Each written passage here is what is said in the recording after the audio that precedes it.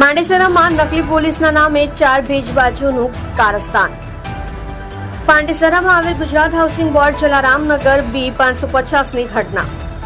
તમે ડિગ્રી વગર illegal practice કરો છો એવું કહી ડોક્ટર પાસેથી રૂપિયા 4,25,000 પડાવી લીધા હતા।